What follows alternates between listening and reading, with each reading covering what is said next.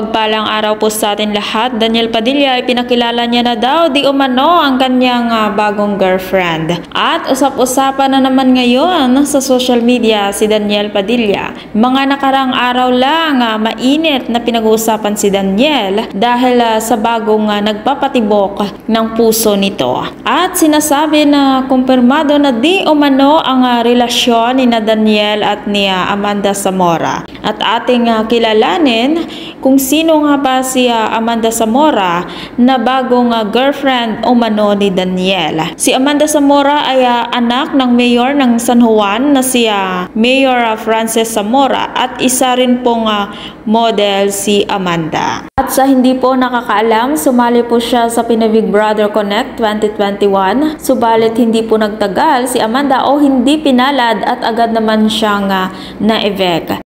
Masasabi naman talaga na multimillionaire na itong si Amanda at isa na rin siya na nagmamay-ari ng Goldilocks franchise sa Green Hills Shopping Mall. Naku po, ayon na naman ito sa mga netizens.